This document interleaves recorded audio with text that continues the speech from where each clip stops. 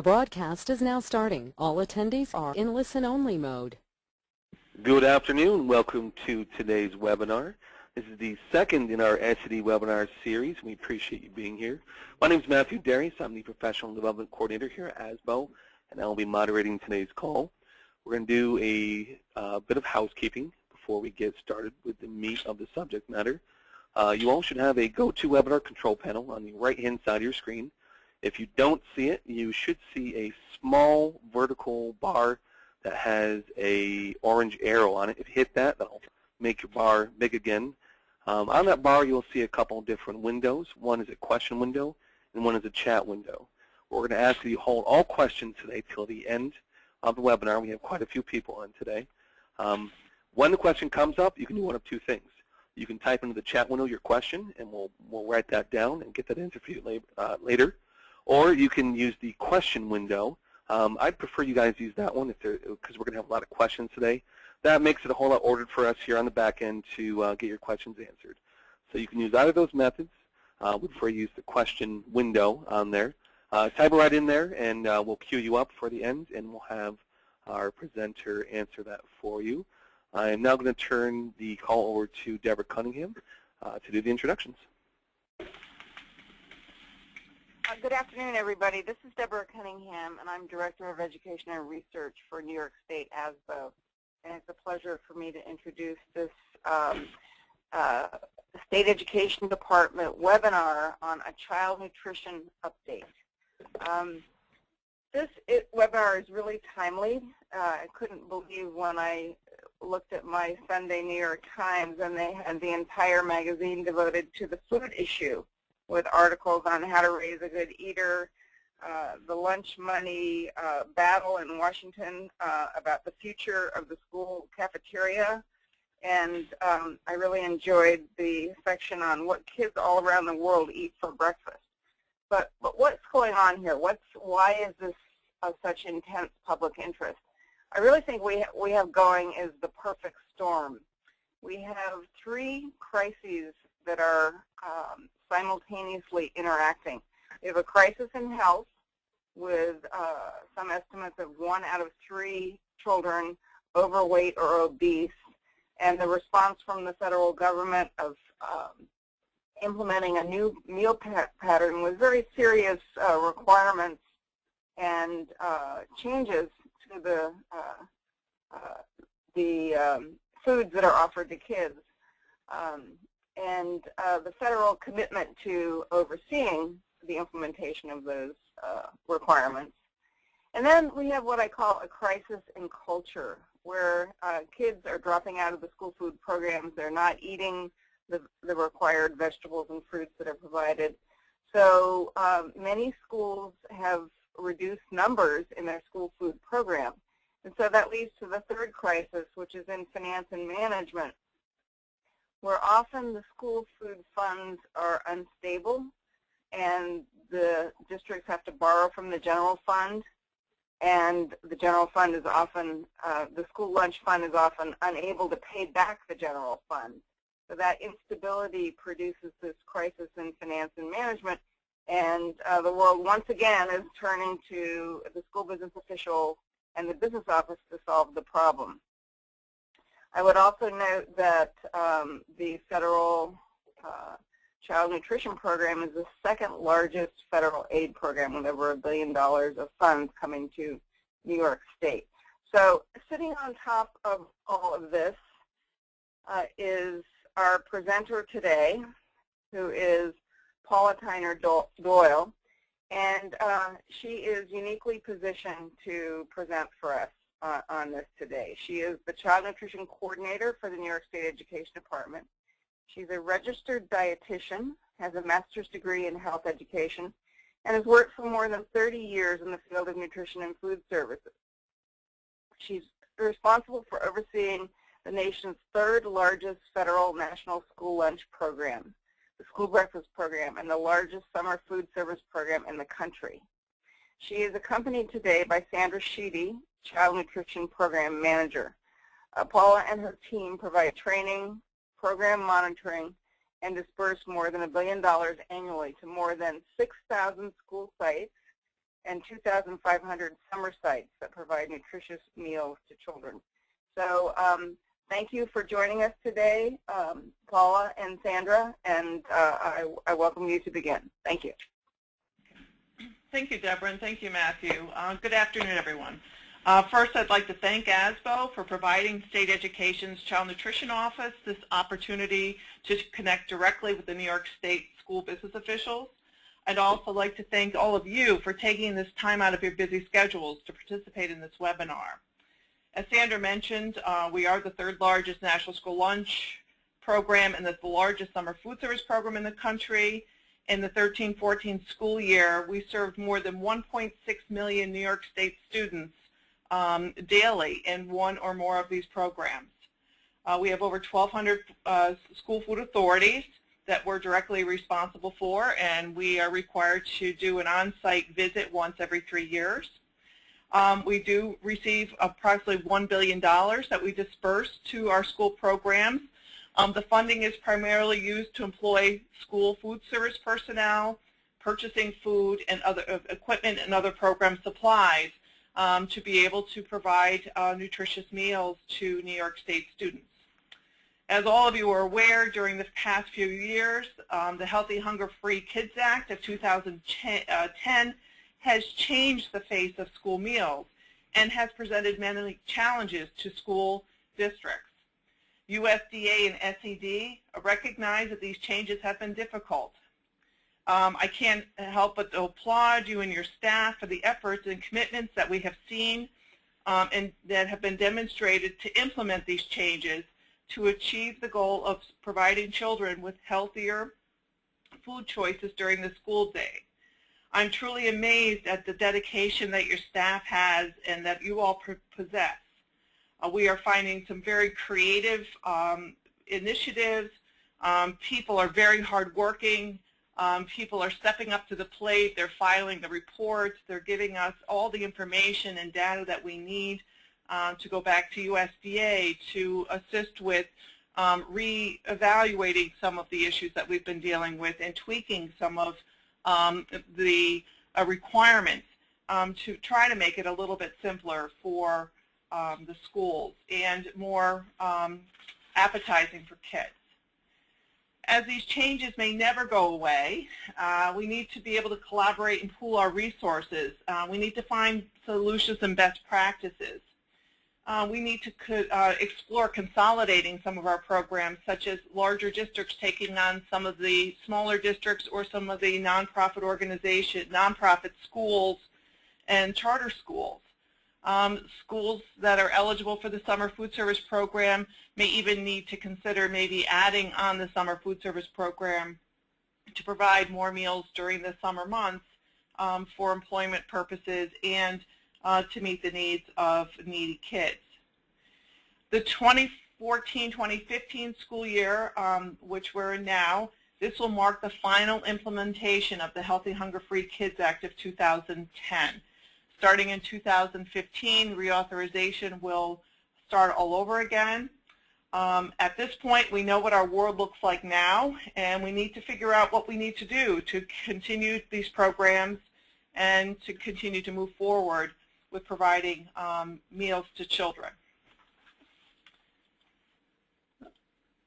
Today, for the webinar, I'll be covering the following topic areas. There's a million things to talk about, so we tried to do everything we could to kind of consolidate it and make it meaningful for you, just to kind of keep you in the loop of what's happening here and now.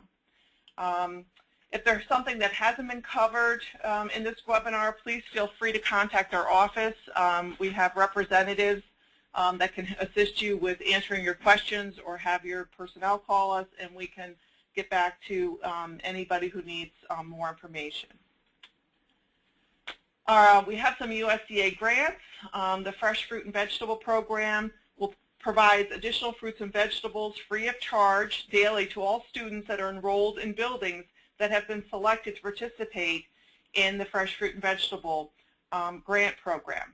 For the 2014-2015 school year, we awarded 219 school buildings in 20 school food authorities. This grant will reach approximately almost 117,000 children that will be participating daily in this initiative. We just posted the equipment grant.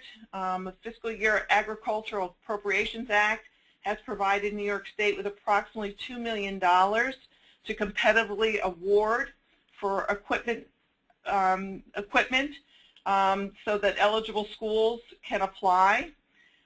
We were required to include focus areas that improve the quality of school meals, improve food safety, increase energy efficiency, and to improve or expand participation in the federal nutrition programs. We're also required to give priority to high-need schools where 50% or more of the enrolled children are eligible for free or reduced price meals. We also will give priority to schools that did not receive previous grants in 2009 and 2010. It is a 2-year performance award. The period will end September 30th, 2016. So I do encourage everyone to apply for the grant. Again, with so much money that had been given out in prior years, people can float to the top pretty quickly in this grant process. So that is online. Following the instructions, we'll be doing the bid opening after December 1st of 2014. The renewal, please ensure that your schools have completed the 2014-2015 online renewal. This is also a good opportunity for you to review your internal control systems. You want to make sure that there's separation of duties and that your systems compile claims that yield accurate meal counts by category. If you are considering ending participation in one or more of your buildings, I clearly need to just kind of remind you that it does require a 60-day notification to the community. We also need to notify SED. We would like to know in advance if you're opting out of any of the breakfast or lunch programs. We would also like to know if you have a plan in place to subsidize the free and reduced price students that are eligible for free or reduced price meals, because ending participation in the program would mean that you would be ending your state and federal reimbursement in the program. So all children would be required to pay for meals. So we would like to work with people to discuss how you're covering the cost of the free or reduced price students that you have. Please also be aware that New York State, there is no requirement to have a lunch program or breakfast program under the federal government, but New York State does require certain schools to operate breakfast programs. Those would be a city school district with 125,000 inhabitants or more are required to participate in the school breakfast program. Districts that are severe needs schools also need to participate. And all elementary schools with K through 6 students must participate. So there is an exemption to that. Again, you can contact us, and we really would like to know if anybody has ended a program for the 14-15 school year. The single permanent agreement. USDA requires that a single state agency that administers any combination of child nutrition programs provide each school food authority with a single permanent agreement. Currently, we maintain separate agreements with all of you. So if you have a breakfast program and a lunch program and a summer food service program, you are currently operating under 3 separate agreements. Effective December 1st, we will be requesting that all SFAs sign a single permanent agreement. It will replace all the separate program agreements. We will be sending that out shortly in the next 2 weeks. We would like to have the agreement back by November 30th. Let me jump in here real quick. You're not advancing the slides. Oh, I'm sorry. Yep, I'm still on the single permanent agreement. All right, we're not seeing the slides changing here. Oh, okay. It's changing on your screen? Yeah. Show me here. There? Oh, there we go. Okay. I had to hit All that. right, we got that back. There you go. Thank you. Okay. Sorry to break in. Nope, not a problem. So we will sending the single permanent agreement out in the next few weeks, and we've also included a prepaid envelope to facilitate its return. LEAs that have not been certified, and I'll talk about that shortly, will not have access to the single permanent agreement. We will be working with you closely to get you certified. Okay. 6 cent certification under the Healthy Hunger-Free Kids Act of 2010. It provides an additional 6 cents per lunch meal to all school food authorities that have been certified by the state agency to be in compliance with the new meal pattern requirements. The new meal pattern requirements are not optional, and they became effective July 1, 2012. So we will be working with, we actually out of 1,200 at school food authorities, we only have 65 schools left that have not been certified. We'll be pairing them up with local food service directors that have been certified to assist schools in all becoming certified. 6 cent certified schools are required to also sign a annual attestation statement, and the attestation statement basically is assuring USDA that you are remaining in compliance with all meal pattern requirements and adding and implementing all new initiatives. The attestation statement is located on your September claim. So before you file your September claim, you will be given the attestation statement on the online claim screen for you to sign. Community eligibility. Community eligibility provision is a counting and claiming alternative available to schools with high economic need. It's also known as CEP. The CEP is a 4-year provision with a potential for a 5th grace year. You can select your entire school district to participate, or you can select groups of schools or individual schools. The LEA, the group or individual schools that you've selected must have an identified student percentage of at least 40% to be able to participate. So that would be 40% of the children would be directly certified through the direct matching process that all schools are participating in.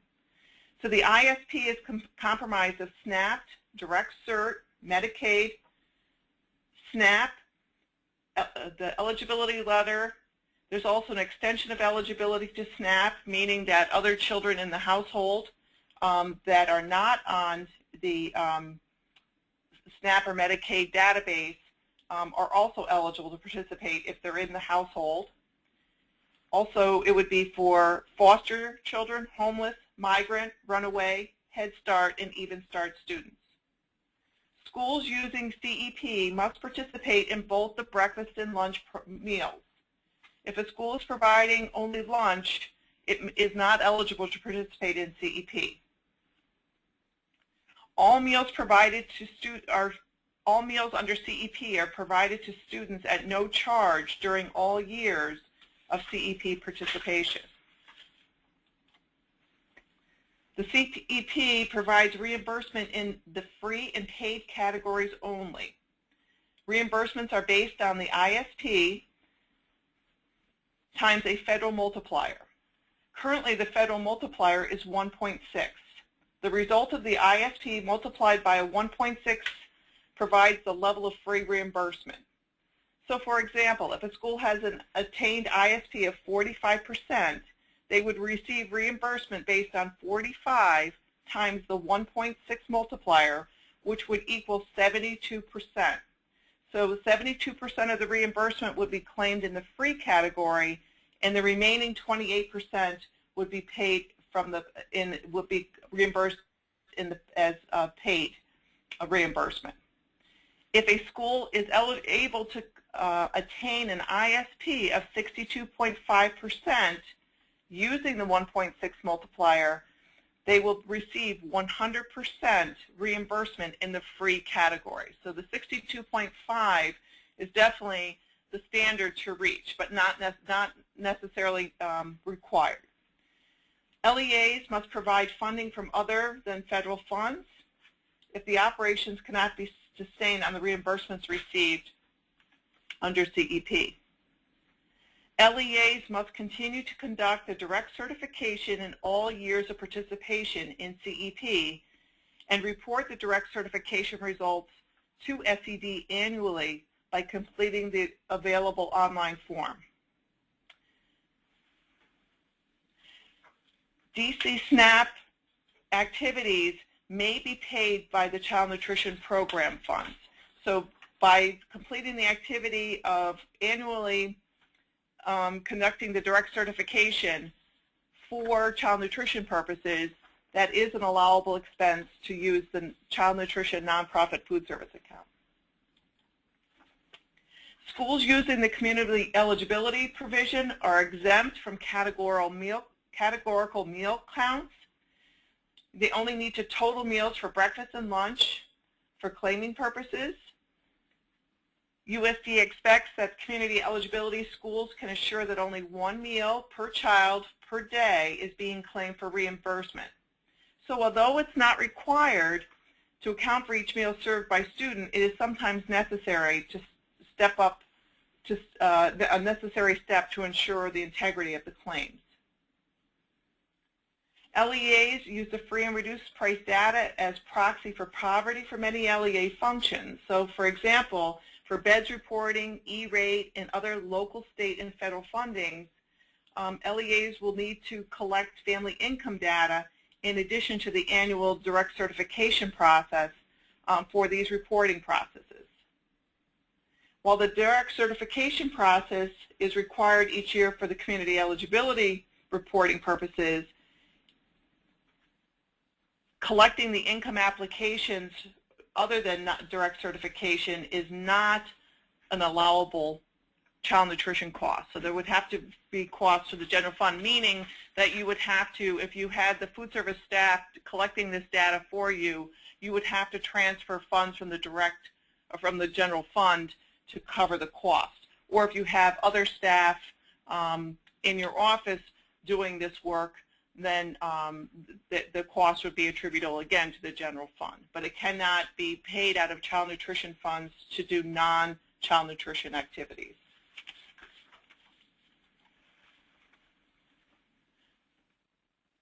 LEAs must report an updated ISP each year of participation and must use April 1's enrollment. If the reported ISP is higher than the initiation year, a new 4-year cycle can begin, and that would give you a better, increase your reimbursements based on a higher direct certification percentage. If the ISP is lower than the initiation year, the LEA continues in the current CEP cycle through the 4th year with a potential for a 5th grace year. The grace year is provided only to LEAs where the 4th year ISP reported to the state agency is between 30 and 40%.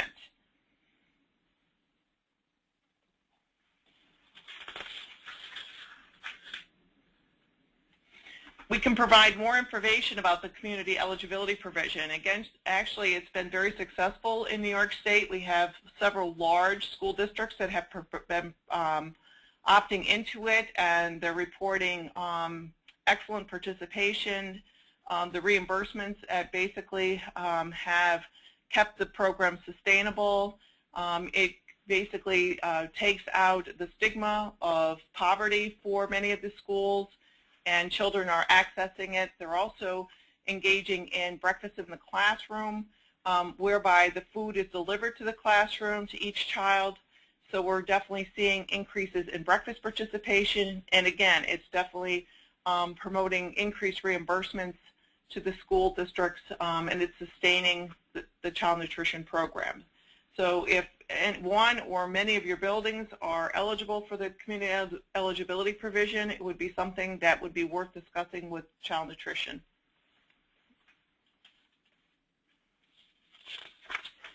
So we just have a couple issues with the lunch program. I think I skipped over there. Go back to the next one. Okay. Lunch for breakfast first. Okay. For the breakfast for 2014, all grains must be whole rich for both the breakfast and lunch program, and we're realizing that that's becoming an economic issue for schools, and it's also becoming children are not accepting the products well, so we're definitely seeing some decreased participation because of the whole grain rich requirement. For breakfast also, students are required, the school's required to offer 1 cup of fruit for breakfast. The student must select at least half a cup of the fruit or vegetable in order for the meal to be claimed for reimbursement. The LEA must offer 4 or more items daily from the 3 required components, milk, fruit, and grain. The student must select at least 3 of these items before the meal can be claimed for reimbursement. There's also sodium targets for breakfast that went into effect for 2014, 14, 15, and we will be providing additional guidance on that. For lunch, there was a couple changes. All grains must be whole grain rich. We understand the difficulties again. Schools are having a difficult time obtaining the formulation statements, so we are working closely with your food service staff to obtain those formulation statements, which are very important to demonstrate that the grains are meeting the whole grain rich requirements. Again, the first sodium targets went into effect for lunch for the 14-15 school year. USDA also, the new initiative, all nutrition standards for all food sold in school. Under Section 208 of the Healthy Hunger-Free Kids Act of 2010, required USDA to address all food sold in schools. So they used to only have the authority over the cafeteria, and Congress allowed USDA to branch out, and now they have oversight into all food sold in school.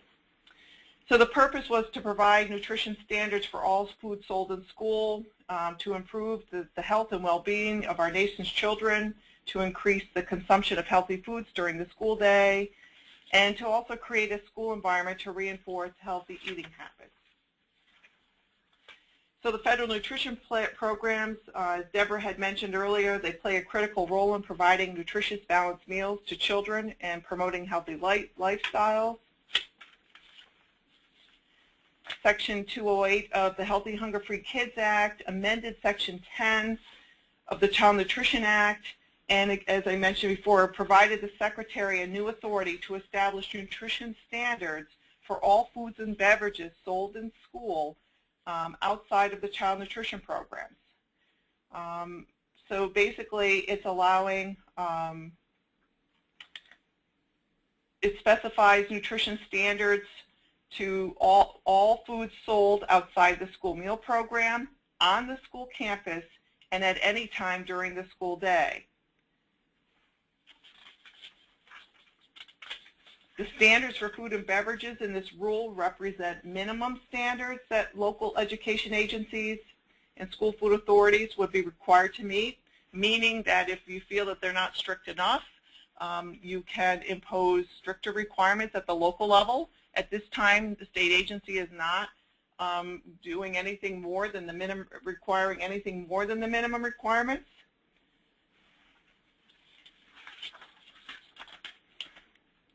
The Healthy Hunger-Free Kids Act stipulates that nutrition standards for competitive food shall apply, again, up to all foods and beverages sold outside the school meals program, on the school campus, and during the school day.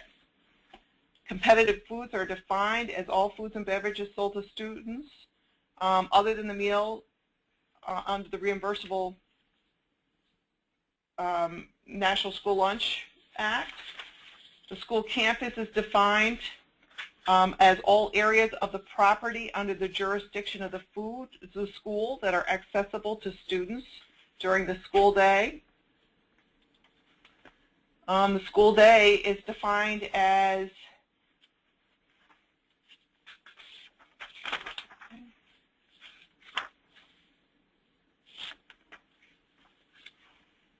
the period from midnight before to 30 minutes after the end of the official school day. These standards also apply to school stores, snack bars, vending machines, and a la carte.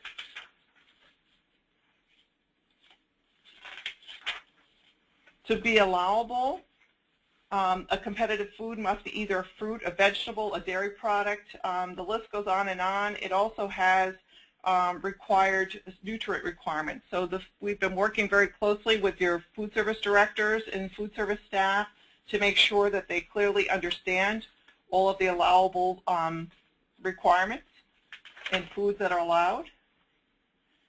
Beverages also vary by grade level. They also identify the types of beverages allowed, and it also is very specific in addressing the container sizes. For fundraisers, we all recognize that school-sponsored fundraisers are a method of financing some of the school-sanctioned activities for students. The sale of food items that meet the nutrition requirements as the sale of non-food items. Fundraisers would not be limited in any way. So you can sell car washes. We don't look over those. You could sell, movie tickets, T-shirts. Those are not covered under the fundraisers that we're looking at. We're looking specifically at food sales. So all the foods that are being sold during the school day fall under requirements that have to meet the nutrition standards. The standards do not apply during the non-school hours, weekends, off-campus fundraising events such as concessions during sporting events, school plays. So anything can be sold during those periods of time. It is also important to know that these standards also do not apply to treats for birthday parties or foods that are brought in from home. So this rule provides the state agency for fundraising exemptions. It allowed the state agency an opportunity to establish guidelines for a number and frequency of fundraising exemptions, meaning that we were allowed to decide if we would allow a few exemptions that you could sell cookies and brownies during fundraising events. But after careful consideration of the requirements, and it's an unfunded mandate, there's a lot of reporting requirements for both the school and the state. New York decided that we would have a zero exemption. So therefore, all foods and beverages that are sold at fundraising events during the school day must meet the established nutrition standards. So this slide provides an example of foods and beverages that may or may not meet the standards. It's important to note that each product must be evaluated individually because specific foods vary greatly. However, foods such as fruits and vegetables, granola bars, low-fat tortilla chips, peanuts, light popcorn will likely meet the standard. Foods that are likely not to meet the standard would be your fried foods, donuts, desserts that are high in fat and calories and sugar, such as cakes, pastries, cookies, candy, and most energy bars would not meet the standards. Again, foods are formulated very differently, so you really need to critically evaluate each food to determine compliance. I'm going to move quickly into the professional standards. The proposed rule addresses professional standards for state and local nutrition program personnel as required by Section 306 of the Healthy Hunger-Free Kids Act. The rule sets minimum standards for education requirements and annual continuing education for professional development for the state director, food service directors, food service managers and food service workers that are hired after July 1, 2015. Current food service directors, food service managers, and food service workers will be grandfathered in, but will be required to meet continuing education credit requirements. Again, that will be effective July 1, 2015. USDA's goal was to ensure that individuals running these programs would have the requisite skills to perform the duties and responsibilities of the position. The rule also requires the state agency to provide at least annual training in administrative practices to the LEAs and school nutrition staff. And over the years, state education, we tend to provide ample training opportunities. We will be increasing the number of training opportunities that we will have available. We will be doing more webinars. We will be doing more statewide trainings, and we're looking into other opportunities like self-paced trainings on the computer training that you can start and stop at your convenience. School nutrition program directors are those directly responsible for the management of your day-to-day operations of your school food service and all other schools participating under the jurisdiction of the SFA. The managers are those that have direct responsibility for the day-to-day operations for a particular school or schools. This may include an example, those individuals, they might be preparing and serving meals, processing transactions at the point of service, reviewing the applications. The definitions are described are applicable whether the SFA is self-operated or operated by a management company. If you're, depending on the size of the school, if the individual possesses multiple responsibilities, the higher level position requirements would have to be achieved. So again, the hire date, again, it's after July 1, 2015, where these new requirements begin. Prior to that, anyone currently in the position is grandfathered in. USDA also recognizes that school districts come in many different sizes, so they have set different criteria based on less than 22,499 and then all the way up to over 25,000 or more students. It's suggested that LEAs considered shared services where possible, meaning that the director that's hired be responsible for multiple LEAs. We sometimes see this in the BOCES cooperatives. But there are, again, a lot of changes coming with who will be able to oversee these programs. So there's, we will provide these, actually provided these to, during training, these slides to all of your food service directors and managers, and we will have those available to you. But again, we just want to make you aware that beginning next year, we are working with civil service, we're working with the locals just to make sure that beginning July 1 that we have everything in place to make sure that anyone getting hired is at least meeting the minimum requirements. So, again, you can see it's bachelor's degrees. As the programs get bigger, the educational requirements increase. That's a lot.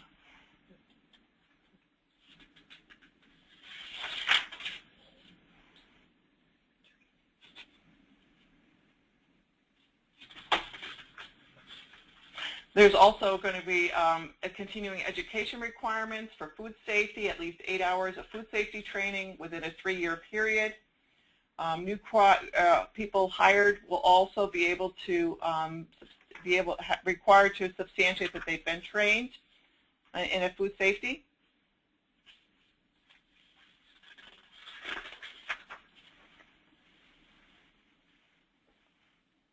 Okay. Again, Looking for training in 4 core areas, and again, state education will be providing additional training opportunities. We are also reaching out to national organizations to assist us with providing adequate training at all levels for your staff.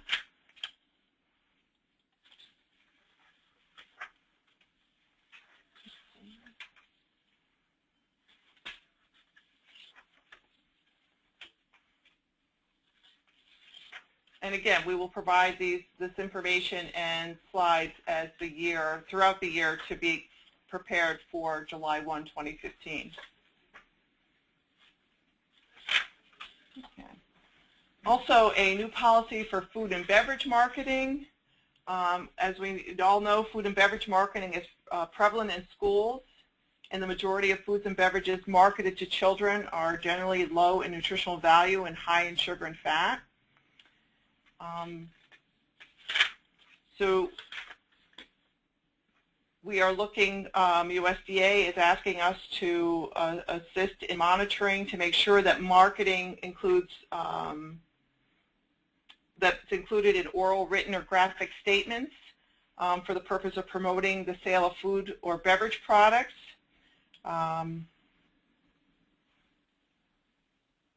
Be in compliance with the requirements. And again, we realize that there are many issues that need to be addressed here. So we're going to be willing to work with schools on a case-by-case basis to address this. For procurement, we're continuing to remind people that there are LEAs are required to follow established procurement guidelines. General Municipal Law 3016 is for public schools. And that's in all food service areas, so that would be purchasing food, supplies, equipment. We also highly recommend that you continue to, if you have a food service management company, that you're monitoring the credits, rebates, and discounts, and that the food service management companies are providing adequate information. We also have on our website a procurement in the 21st century. It's available on our website, and we will also be providing training. USDA has come up with new guidance on procurement. The state agency will be trained in the spring, and shortly after that we will be providing training for your staff. Some of our SED initiatives, some of you have already experienced our new administrative review process. Instead of a 5-year cycle, we're on a 3-year cycle. The new tool has an off-site and on-site component. We also are providing more technical assistance and corrective action. We also are conducting follow-up visits just to make sure that the programs are operating in compliance and have the resources necessary to be successful. As I mentioned before, we're really gearing up for more webinars and statewide training. For the 2015 school year, in addition to our professional cooking, we offer an opportunity for cook managers and cooks in your kitchens to participate in a 4-day training session in a BOCES, and they learn how to cook and they learn how to prepare foods in a safe and consistent manner in an appealing method.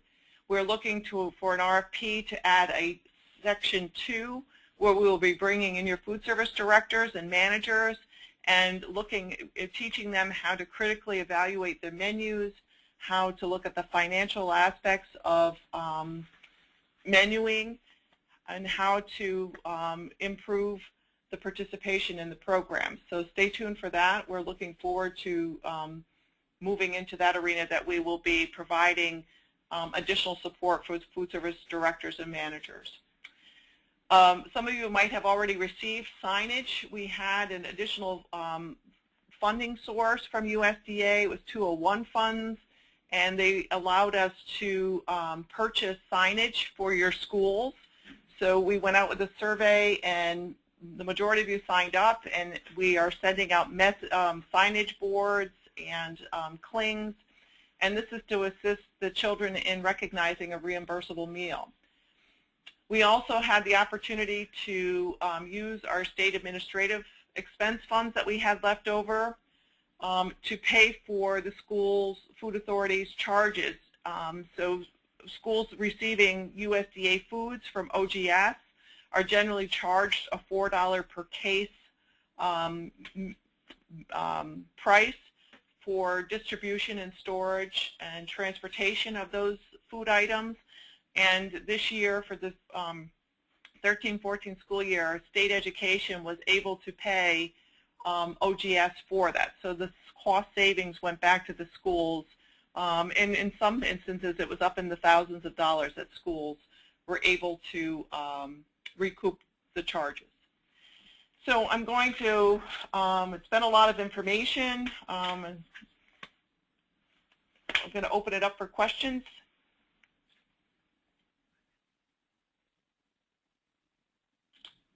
You there, Matt?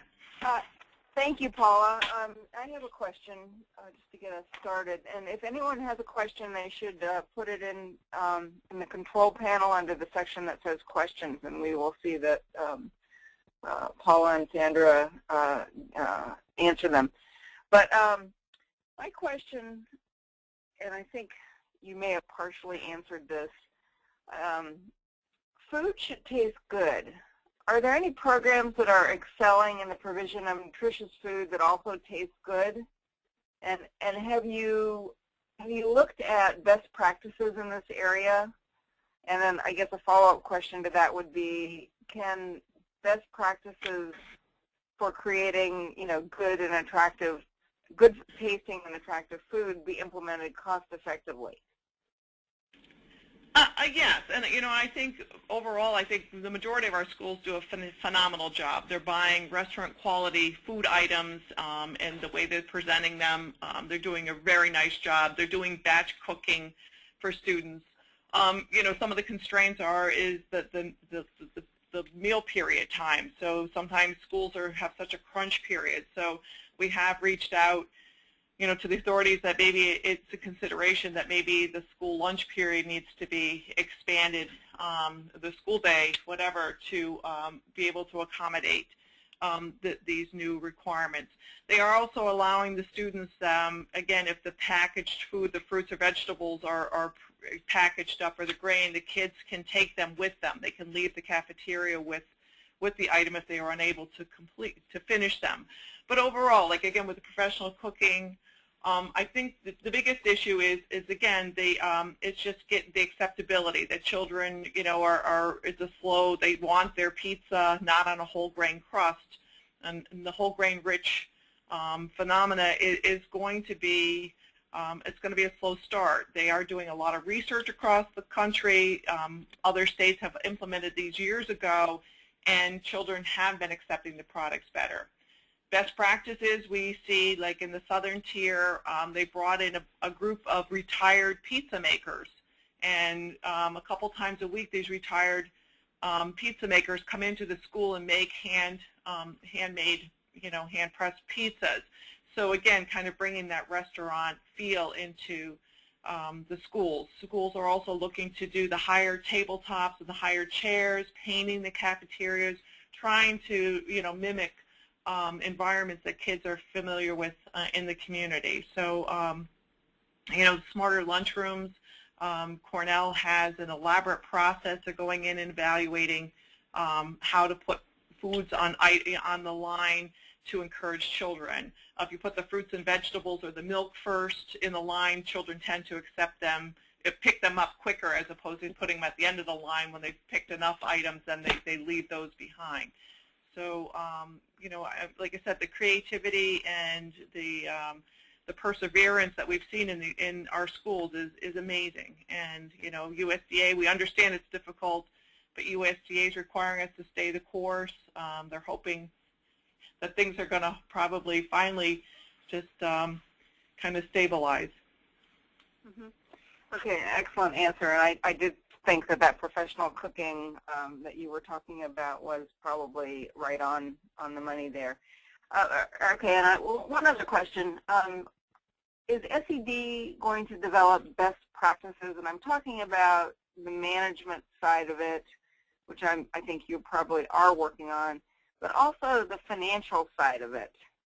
And if you are, and you ever want assistance from school business officials, we can connect you to school business officials that will give you feedback, or possibly, you know, maybe school business officials should get together and develop some best practices on their own. I just wanted to know what you're doing and how open you'd be to that. Oh, absolutely. We're definitely open to that. Actually, we were able to hire 3 auditors on the child nutrition team. So we are in the process of, we have 2 on board in the last couple of weeks. The 3rd one comes on this week. And we are getting them in, just coming out, doing some shadowing with us. But I appreciate that to reach out to school business officials. But our goal is to get them up to speed. And again, that's what they'll be looking at, critically looking at the financials of the school and trying to give some direction. And then again, leaving the program staff to focus more on the nutritional aspects of the meal to try to, again, if you're putting you know, whole grain taco on Tuesday and nobody's eating it, why do we keep offering it on Tuesdays? We need to change that menu up. We need to be, you know, think outside the box. There are a lot of good food opportunities out there. USDA is recognizing that, you know, industry is having a tough time catching up with the new requirements, and supply and demand. Even locally, we're finding that schools are having a difficult time getting some of these products. So there's a lot of work to do. But I appreciate that. Thank you. Yeah, no, that's excellent. And I think that we would have folks who would be very willing to volunteer some time to review materials before they go public, or to contribute from their experience. So I would just offer that. Okay, let's see. My screen just went black. So I am not seeing any other questions. This is your last chance if you have a question. Nope, I've got a bunch of questions queued up here. Oh, you do? Yep. Okay. I don't know why I'm not seeing them. Okay, Matthew, would you go ahead then? All right. Yes, I will. This is from Caitlin. We just started the CEP program at our district this year in 2 of our 4 buildings. We have not yet filed September claims. How do we report these claims in the child nutrition website? Do I apply the ISP when reporting the number of free and reduced meals, or just report total meals served? You'll report total meals served. On our end, the child nutrition management system has been programmed with the ISP, so when you enter your claims for those buildings, you will enter the total meals, the enrolled students, and the number of days of service, and it will generate your free and paid reimbursements based on the ISP that's programmed in there.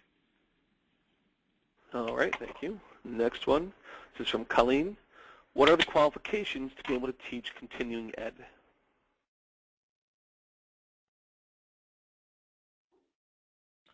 We'd have to get back to them on that. In terms of the child nutrition programs, I mean, right Colleen, now, you want to chime in the chat? Okay. She says yes. Yeah. Okay. I know during the proposed rule, and it was a lengthy rule, they suggested that schools, that this shouldn't be a terrible hardship for schools, that schools would be able to sign into the National Food Service Management Institute website and actually do continuing ed training there. That USDA would have at their level some continuing ed trainings that you would be able to participate in and then document. Same here at State Ed, as once the rule becomes final and we really know what we're doing with it, we too will have opportunities for school staff to just be able to log in to do a particular module, and, you know, depending on the level of staff, in an area that would provide them with some training that would contribute to the 8, 12, or 15 hours that will be required each year. So I think that school staff shouldn't have a tremendous hardship in attaining the continuing ed that they actually need in order to continue operations. And actually, the school food service director and food service manager can teach the class and also get credit for teaching the class. So they are being very flexible. All right, thank you. This is from Joe. Under professional standards, why are they not including civil service exams as a requirement? Because it's a national program, so it would come down to each individual state agency to determine what the criteria is, and we have reached out to civil service to start looking at those requirements. Okay, thank you. This is from Jean. Who will be receiving the single permanent agreement so we can be on the lookout? Okay. We are sending them to the superintendents of the public schools. Okay. This is from Amy. If a district has a booster club selling prepared foods that do not meet the standards for student athletes immediately after the end of the school day, but prior to athletic practice, how should they approach them regarding adjusting what they're serving to meet the standards? I think they're okay as long as they're serving it 30 minutes after the end of the school day. So if school's over at 2:30, if they start selling them at 3 o'clock, then it falls into that, okay area. All right, thank you. And the last question we have is from Nancy.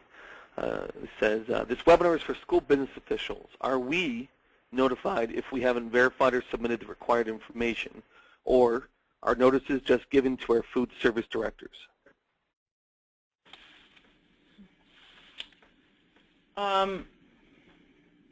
It depends on who is on the system as the contact person, and actually we will be going back through the entire process probably by the end of the school year, just to kind of have everybody re-establish, who has access to CNMS and who is the contact people.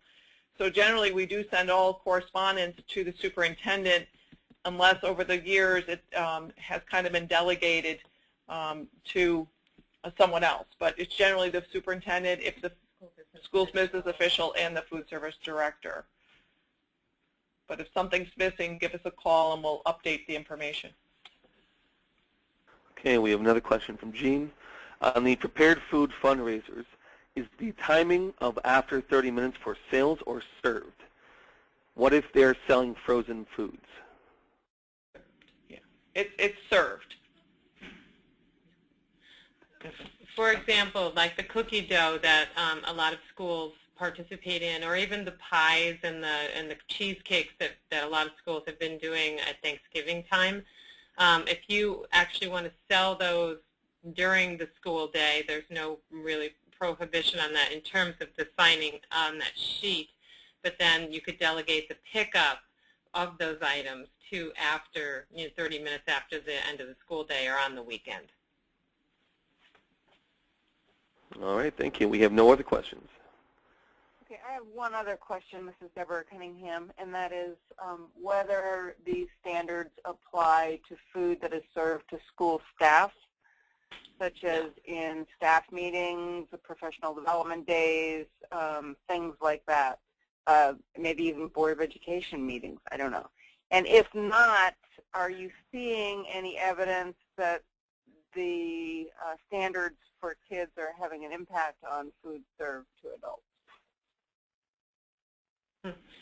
No, there are no prohibitions on anything that's served to an adult. Adults can be served anything, but you bring up a good point there, because if you, were serving something to adults and students were in attendance and they were seeing a huge disparity between what the adults were being served and what they generally get, you may have some, contest there. In everything that USDA does, while there's wiggle rooms and there are, sometimes gaps that you can drive a truck through. The intent is that, school districts really consider creating kind of universal positive environments where, kids have an opportunity to make really good selections that are very helpful, that the teachers and all of the staff also buy into all of that and are being good examples and models to the students. You wouldn't want to, see the teachers teaching with a big bottle of Coke on their desk while they're, not allowing students to buy the same. So, the hope is that everybody kind of embrace the Healthy Hunger Free Kids Act, and that we create school environments where kids can't help but make good choices because those are the only choices that are available. Yes, and I would think that would be a best practice in a school where the adults also model the behavior that they're trying to instill upon the students. Matthew, any other questions today? No more questions, nope. Okay, I want to thank our presenters, Paula, Tyner, Doyle, and Sandra Sheedy for a very informative presentation. Matthew, thank you for your skillful moderating and setup. And to everyone attending, thank you for attending. Next month, we will have on November 4th a management services update from the State Education Department. We're going to review requirements related to pupil transportation contracts, health and welfare services guidance, a review of improvements to the Ed Management homepage, preliminary budget deadlines, updates on purchasing and textbooks, and an update on the submission of reports concerning lawyers who provide legal services to BOCES school districts under Education Law 2053. So I think this will be, again, another opportunity to get a full overview of what's going on in a key area of the State Education Department related to school business management. So thank you all for attending, and have a great rest of the day.